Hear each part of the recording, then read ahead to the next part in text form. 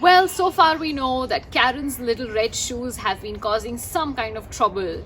She's dancing in them and she can't help it because the shoes have taken control on her. Well, she's taken back, and I don't know what the old lady is going to say. Let's find out.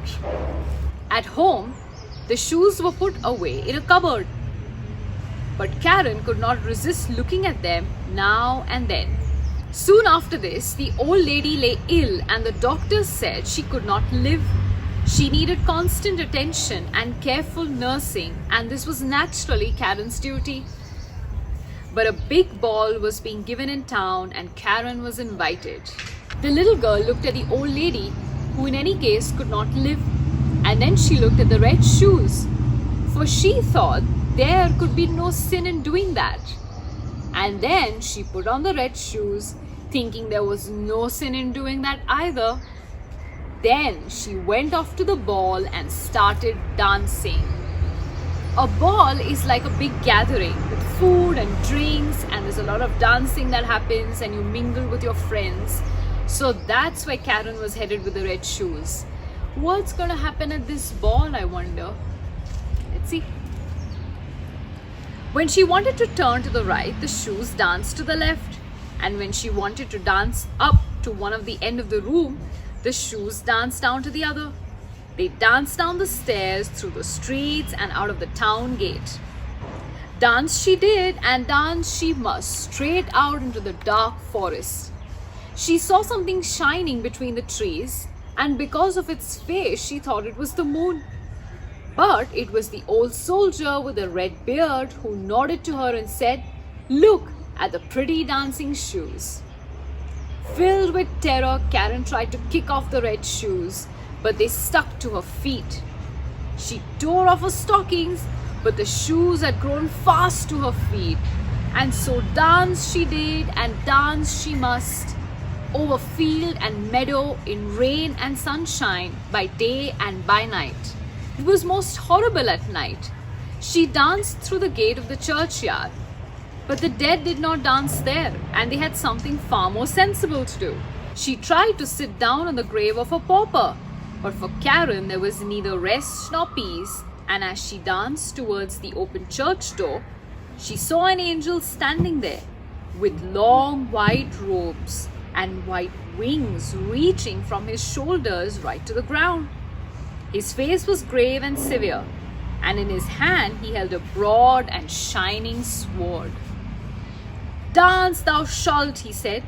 "Dance in thy red shoes till thou art pale and cold, till thy body shrivels to a skeleton. Dance from door to door, and wherever proud, conceited children live, thou shalt knock at the door till they hear thee and fear thee. Dance, I command thee, dance." "Have mercy," shrieked Karen, but she did not hear what the angel answered.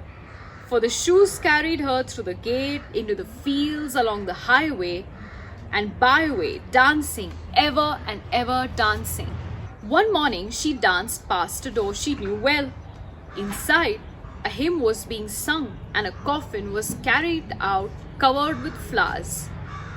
Then she realized that the old lady was dead, and she felt that she herself was forsaken by all and cursed by the angel of God.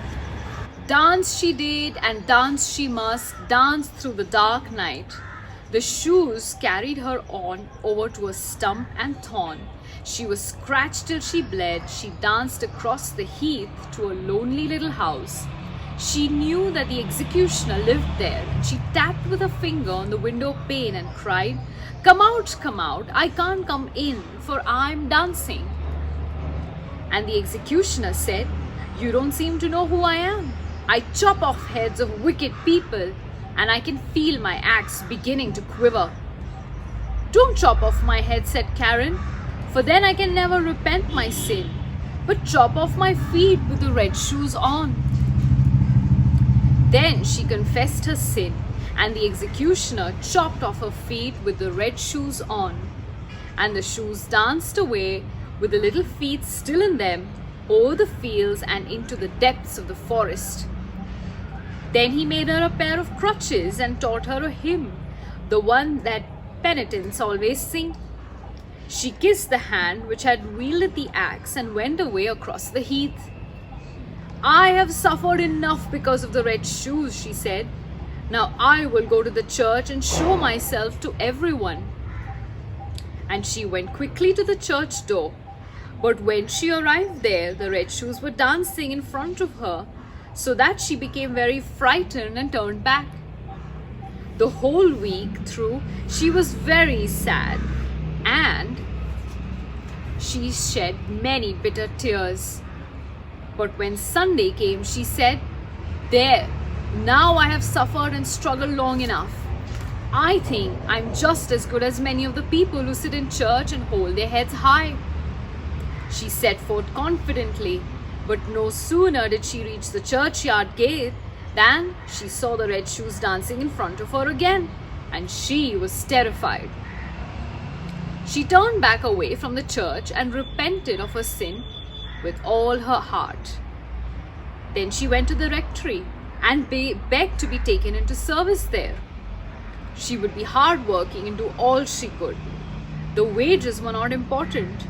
If only she might have a roof over her head and be good with the people. The rector's wife felt sorry for Karen and took her into her service.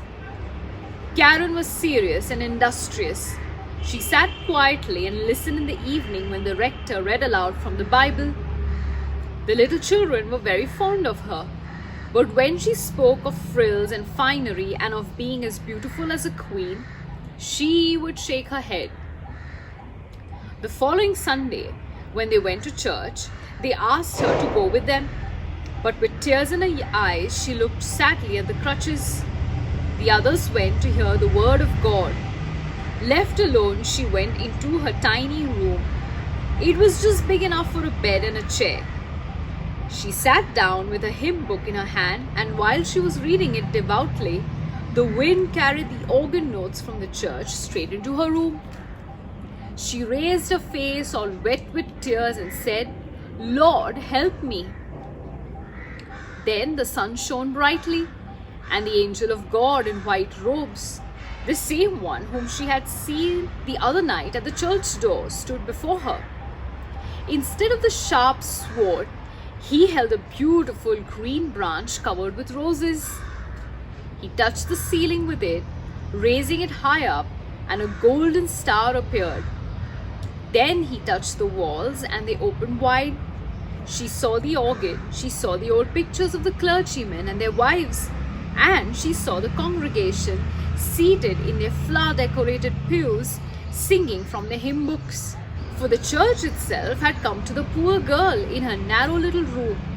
Or was it she who had been brought to the church? She sat in the pew with the people from her rectory, and when she had sung the hymn, they looked up and nodded to her, saying, "It was right of you to come, Karen." "It was by God's mercy that I came," she said. The music of the organ pealed forth, and the voices of the children's choir rang out in the mellow and the lovely tones. The bright rays of the sun streamed warmly through the window to the pew where Karen sat. Her heart was so filled with the sunshine of peace and joy that it broke, and the sunbeams carried her soul to heaven, and no one there questioned her about the red shoes. Oh boy, poor Karen. If she had just listened to the old lady and not worn the red shoes, she would have had a better life. But such is life. C'est la vie. I'll see you next time.